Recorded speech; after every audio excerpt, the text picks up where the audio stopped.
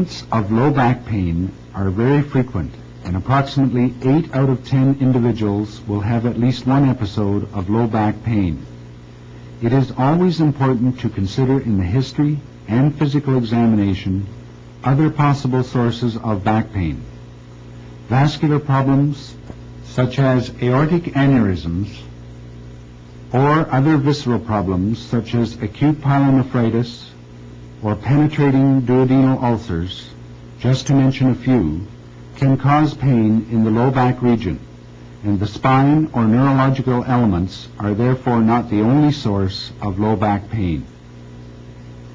In the examination of the lumbar spine, the examiner must again follow an organized system: inspection, palpation, range of motion, neurological examination, vascular examination, special tests, and related areas. A complete neurological examination of the lower extremities will be dealt with later during this demonstration. Inspection. Start observing the patient immediately, as valuable information can be gained by watching the patient get out of the chair in the waiting room and walk. In order to adequately examine the lumbar spine, the patient should be undressed to underbriefs. It is extremely important to note the presence of any birthmarks, cafe-au-lait spots, hairy patches, hemangiomas, or neurofibromata, as these may denote underlying spinal pathology. Observation of posture during bipedal stance is important. Normally, there are 3 curves in the spine. Beginning at the top, cervical lordosis, a thoracic kyphosis, and a lumbar lordosis are noted. Loss or exaggeration of any of these curves may suggest underlying spinal pathology. Note any sharp angular kyphosis known as a gibbous. While noting the patient's posture from the side, also look at the abdomen to see if it is protuberant. While observing from behind, assess shoulder symmetry and level, and whether or not there is any obliquity of the pelvis, as would be noted if there was a leg length discrepancy, hip contracture, or spinal deformity. A list away from the midline, noted in patients with a disc protrusion and nerve root irritation, or prominence of the paraspinal musculature, or loss of symmetry, may suggest spinal deformity. Have the patient bend forwards and note in the normal that the spine remains straight.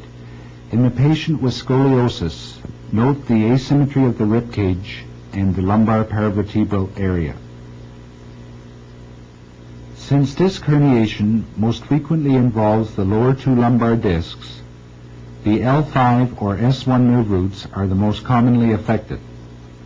In an L5 nerve root lesion, the dorsiflexors of the foot and ankle may be weak, and the patient may have difficulty in walking on the heels because of the inability to hold the foot in a dorsiflex position. Likewise, S1 involvement may affect the gastrocnemius soleus complex, and therefore the patient will exhibit difficulty in toe walking. Palpation. Bony landmarks. Begin by sitting behind the patient. Palpate the level of the iliac crests, and the line joining the top of the iliac crests intersects the L4-5 interspace, and thus the spinous process of L4 and L5 can be palpated and localized as reference points. A horizontal line joining the posterior superior iliac spines is at the level of S2. Having located these reference points, the individual spinous processes should be palpated, noting in particular tenderness, deviation from vertical alignment, or a step-off deformity indicative of spondylolisthesis. Complete examination of the sacrococcygeal region should be done at the time of rectal examination. Palpation. Soft tissues. Initially palpate the soft tissues of the low back when the patient is standing. Begin with the interspinous regions, again noting any tenderness elicited and also any abnormal gaps between the spinous processes. Palpate the paraspinal muscles, noting consistency, spasm, or tenderness. Soft tissue palpation should be repeated when the patient is lying prone and relaxed. The sciatic nerve courses midway between the greater trochanter and the ischial tuberosity. It is most readily palpable with the patient lying on the side and flexing the hip of the side to be examined. The cord-like nerve may not itself be palpable, but tenderness elicited in the region of the sciatic nerve may suggest irritation of its contributing nerve roots. With the patient lying supine and the knees bent, a thorough abdominal examination should be performed.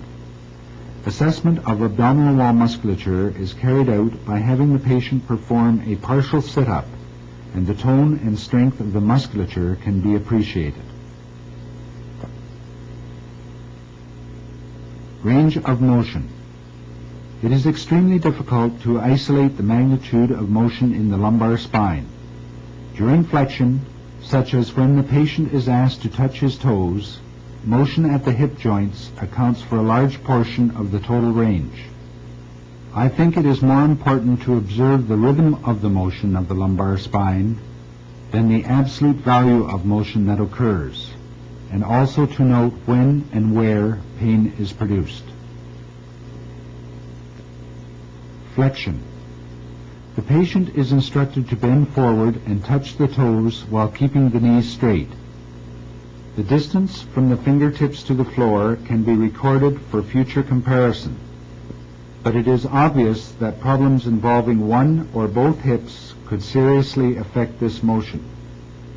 It is more important to observe the lumbar spine, noting that normally the lumbar lordosis is flattened during flexion.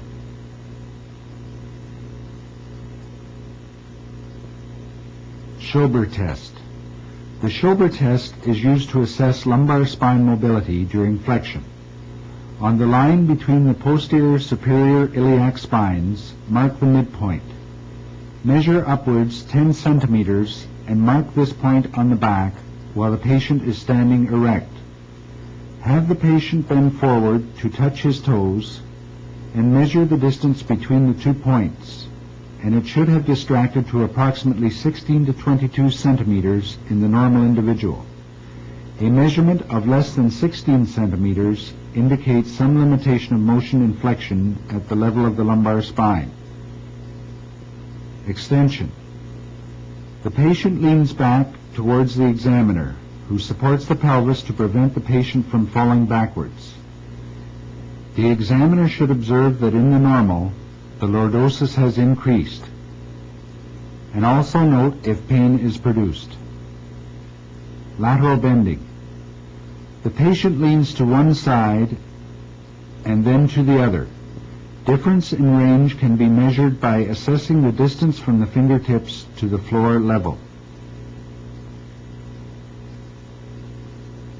Rotation. Stabilize the pelvis and ask the patient to twist to one side and then the other. This may also be assessed with the patient sitting on a stool, which in itself stabilizes the pelvis.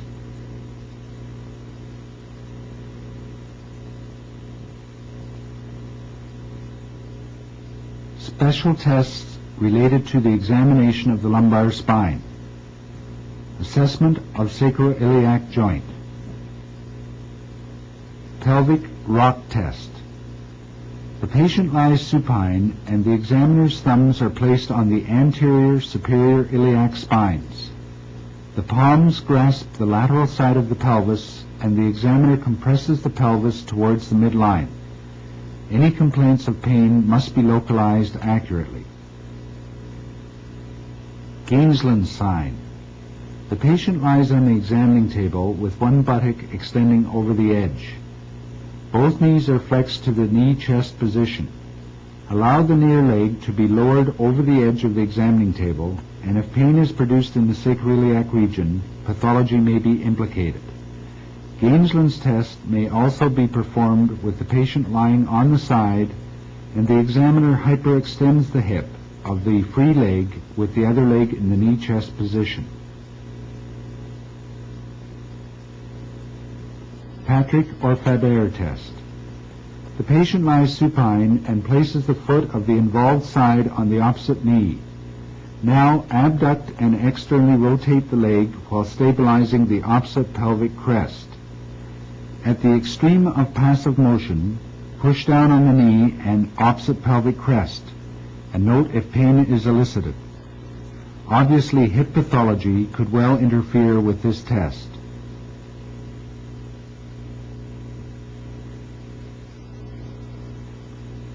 The neurological examination of the lower extremities. The overall objectives of the neurological examination are to determine if a neurological deficit is present and to localize, if at all possible, the level of the deficit. Since the spine is intimately associated with the neurological structures, it is absolutely essential to perform a complete neurological evaluation. This will include sensory, motor, and reflex examination. The neurological examination is unfortunately somewhat subjective and requires the patient's full cooperation. The neurological examination may be conducted in the following order.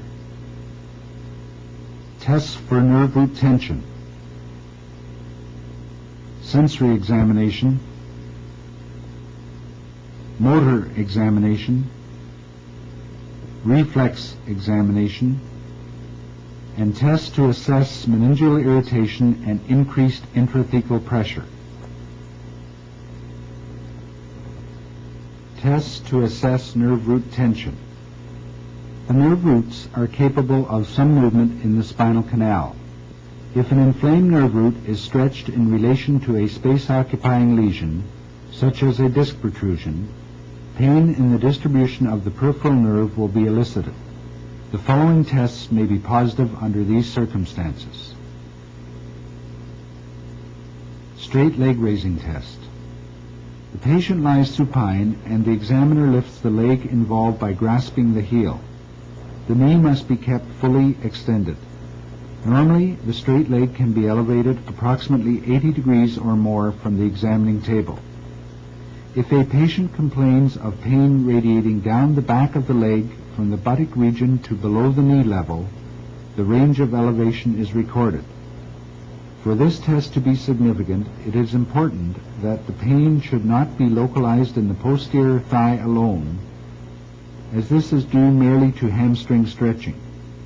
Pain felt below the knee, at least to the calf, ankle, or foot, is more indicative of nerve root pressure. Foot dorsiflexion test. If the straight leg is lowered by only a few degrees from the point that pain was reported, the pain will disappear. At that point, the examiner dorsiflexes the foot, and this will cause significant stretch of the sciatic nerve to reproduce the pain again below the knee level. Bowstring sign. The patient's involved leg is elevated to the point that pain is produced.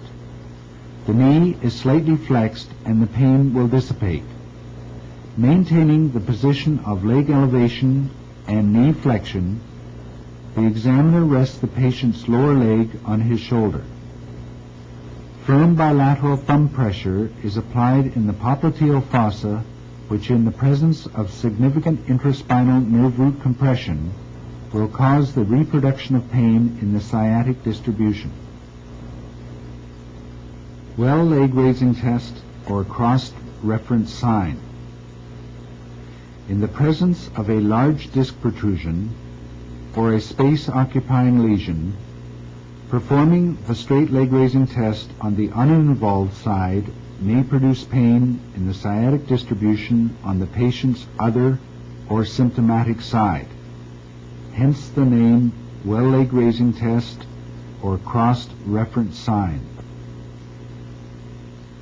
Sitting straight leg raising test. The straight leg raising test can be performed in a sitting position.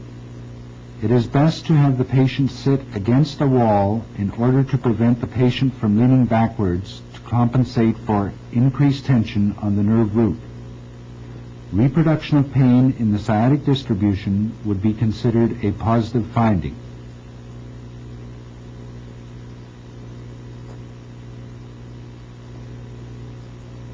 Femoral stretch test.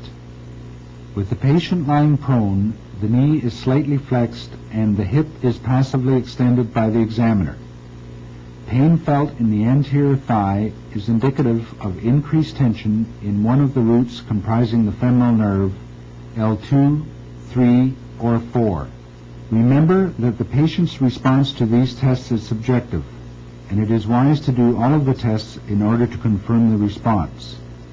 Note that the tests merely indicate that nerve root tension is present, but do not localize the lesion any more precisely than either it being of sciatic or femoral root origin. Sensory examination. The following points must be noted on sensory examination. Explain to the patient precisely what is going to happen, and during testing, the patient should have the eyes closed. It is essential that each dermatome be examined separately and compared to its opposite.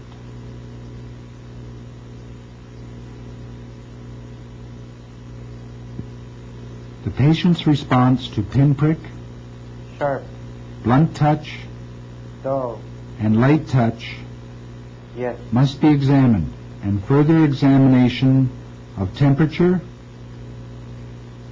hot, cold, 2-point discrimination, 2,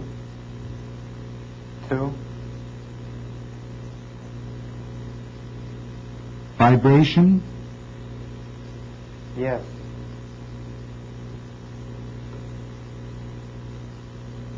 proprioception, up, down, and deep pain may be indicated. yes,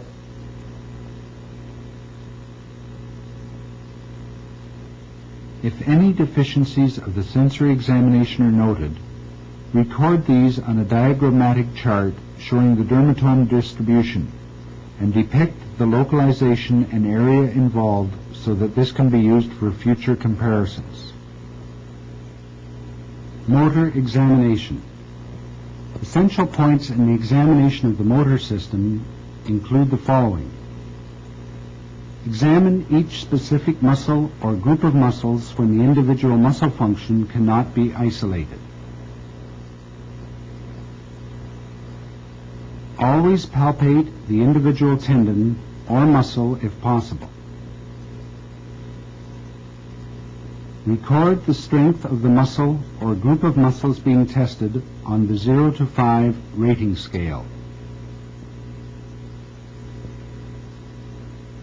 Always compare one side to the counterpart on the other extremity.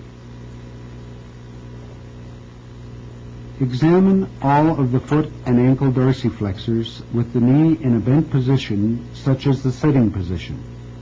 Examining in a position with the limb extended may produce sciatic pain, which will interfere with the results of the examination.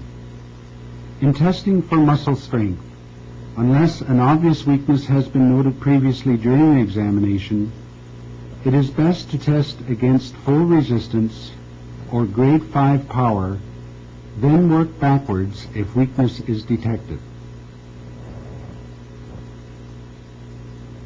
Foot and ankle extensors. Extensor hallucis longus, L5, deep perineal nerve. The patient is instructed to extend the big toe, and the examiner then attempts to flex the big toe. It is necessary to apply pressure distal to the interphalangeal joint in order to test only the extensor hallucis longus and not the extensor hallucis brevis. Extensor digitorum longus and extensor digitorum brevis, L5, deep perineal nerve. Instruct the patient to extend the small toes and apply pressure to the dorsal aspect. The examiner should not be able to plantar flex the toes under normal circumstances. Tibialis anterior, L4, deep perineal nerve. The patient is asked to invert and dorsiflex the foot. Obviously, the patient cannot be expected to understand these instructions, and by placement of the examiner's finger in the proper position and asking the patient to touch the finger with the big toe, the ideal position can be achieved. Pressure is then applied to the medial border of the foot, attempting to plantar flex and evert the foot, and with the other hand, the tendon of the tibialis anterior can be palpated by the examiner.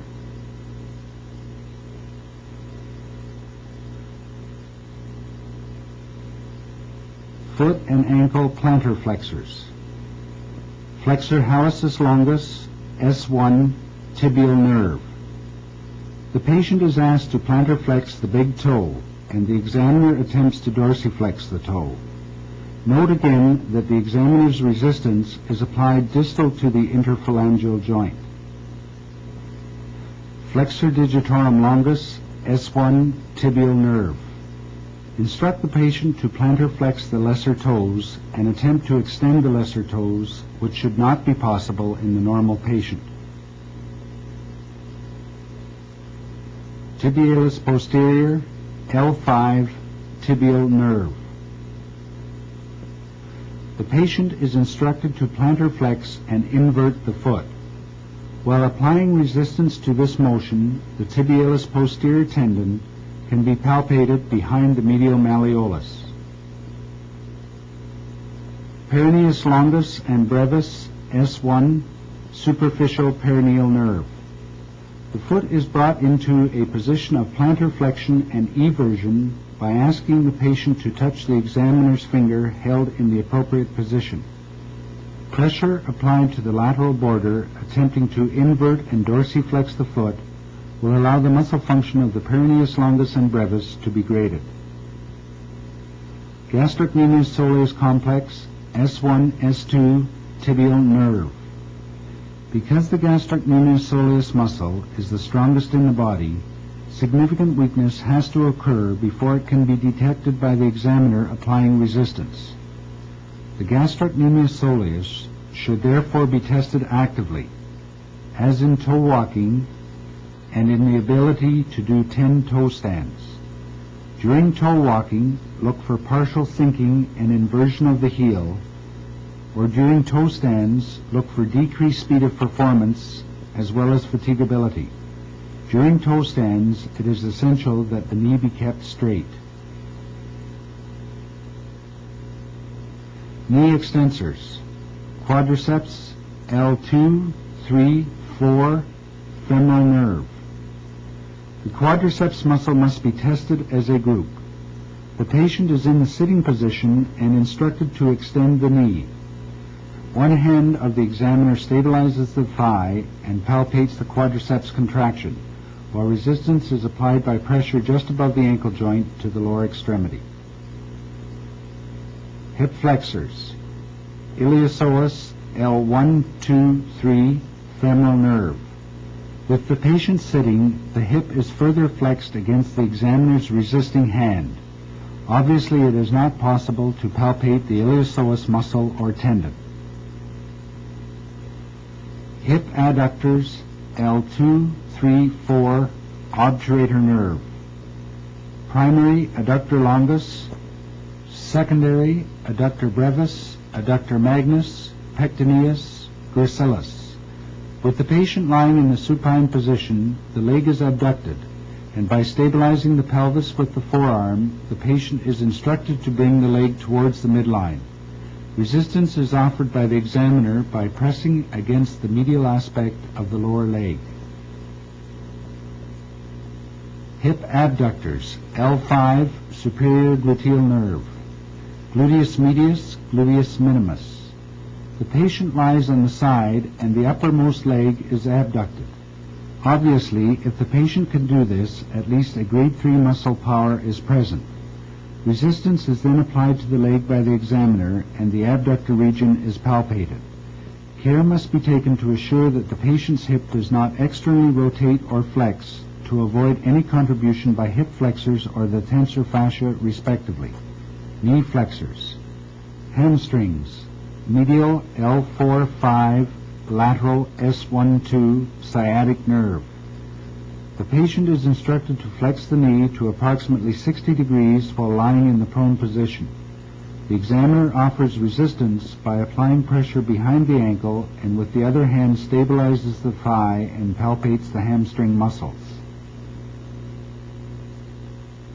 Hip extensors. Gluteus maximus S1, inferior gluteal nerve. With the patient still in the prone position and the knee flexed to 90 degrees to eliminate any contribution to hip extension by the hamstrings, the patient is then asked to extend the hip, and resistance is applied on the back of the thigh while the other hand palpates the region of the gluteus maximus or buttock.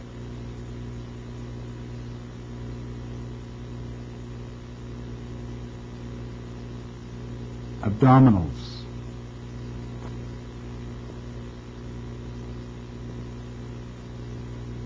T5 to T10 above umbilicus, T11 to L1 below umbilicus. The patient lies in the supine position and is asked to perform a partial sit-up.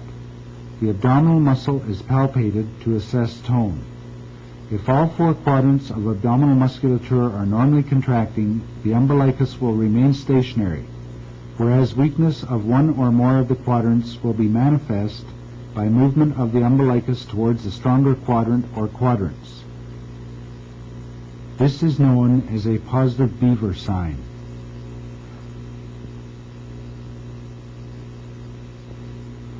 Although some examiners may test all the muscles of a single root, for example, L5, extensor hallucis longus, extensor digitorum longus, tibialis posterior, and gluteus medius, I prefer to proceed up the extremity in a systematic fashion as has been described during this examination. Reflexes. There are three types of reflexes that the examiner attempts to elicit during the neurological examination. This is really the only part of the neurological examination which is objective and does not rely directly on patient cooperation and response. Deep tendon reflexes. A direct anatomical arc is involved in the deep tendon or stretch reflex. The essential elements are the stretch receptor, afferent nerve fiber, a synapse in the spinal cord, an efferent nerve fiber, and a muscle end organ. The deep tendon reflexes can be modulated but not directly controlled by impulses from the brain. The absence of a deep tendon reflex would suggest interruption of the reflex arc. Nerve root pressure insufficient to completely disrupt the reflex arc will result in a decreased or hyporeflexic state. Absence of cerebral or upper motor neuron regulatory control will eventually result in a hyperreflexic state. Superficial reflexes. These reflexes require skin stimulation and are mediated through the central nervous system. The absence of a superficial reflex, in conjunction with an increased deep tendon reflex, is strongly suggestive of an upper motor neuron lesion. Pathological reflexes. These are also superficial reflexes mediated through the central nervous system. The significant fact is that they are present with an upper motor neuron lesion, whereas normally they would not be elicited. Therefore, in upper motor neuron lesions, the superficial reflexes will be absent, while the deep tendon reflexes are increased and pathological reflexes will be present. Deep tendon reflexes. Patellar tendon reflex or knee jerk L2, 3, 4. With the patient sitting over the edge of the examining table, locate and tap the patellar tendon with the reflex hammer. This can also be done in the supine position by flexing the knee slightly to put the patellar tendon on slight stretch. Achilles tendon reflex or ankle jerk S1, S2. With the patient sitting, passively dorsiflex the foot to the neutral position and tap the Achilles tendon. A plantar response indicates an intact reflex. In the supine position, the patient can cross one leg over the other, and with dorsiflexion of the foot again to neutral, tap the Achilles tendon. The reflex can also be elicited with the patient in the prone position and the knees flexed to 90 degrees, or with the patient kneeling on a chair. Under normal circumstances, the ankle jerk and the knee jerk can be detected easily. They may, however, require reinforcement, such as having the patient try to pull clasped hands apart in order to elicit the reflex. Posterior tibial tendon reflex, L5. The posterior tibial tendon is tapped with the reflex hammer either just behind the medial malleolus or just proximal to the navicular tuberosity. Inversion and plantar flexion indicate the presence of a posterior tibial tendon reflex.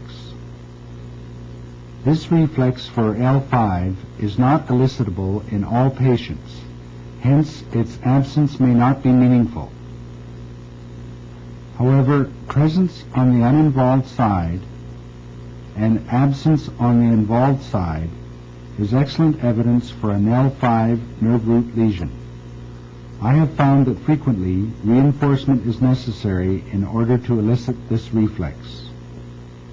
Medial hamstring reflex.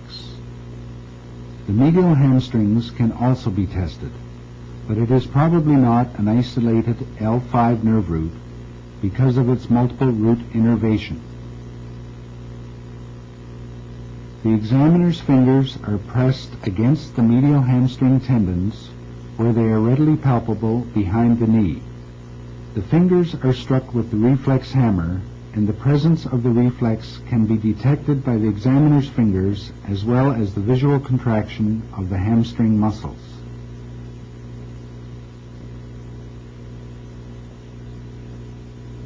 Superficial reflexes. Abdominal reflex, cremasteric reflex, anal reflex. Abdominal reflex. Each quadrant is stroked by the end of the reflex hammer. The movement of the umbilicus is towards the quadrant that was stroked, and this designates the presence of the reflex. Cremasteric reflex. The inner side of the thigh is stroked with the end of the reflex hammer. With an intact cremasteric reflex, the scrotum on that side is pulled upwards by the cremasteric muscle. Anal reflex. The perianal skin is touched and the anal sphincter muscles should contract, denoting the presence of this superficial reflex, also called the anal wink. Pathological reflexes. Babinski test, Oppenheim test. Babinski test.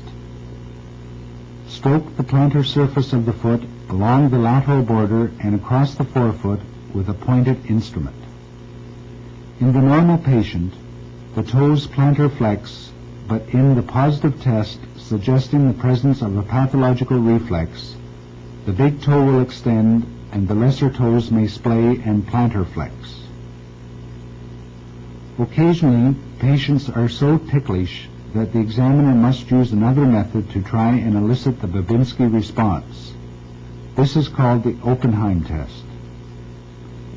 The examiner runs the fingernail along the crest of the tibia, eliciting an upgoing big toe and plantar flexion of the minor toes denotes the presence of a pathological reflex.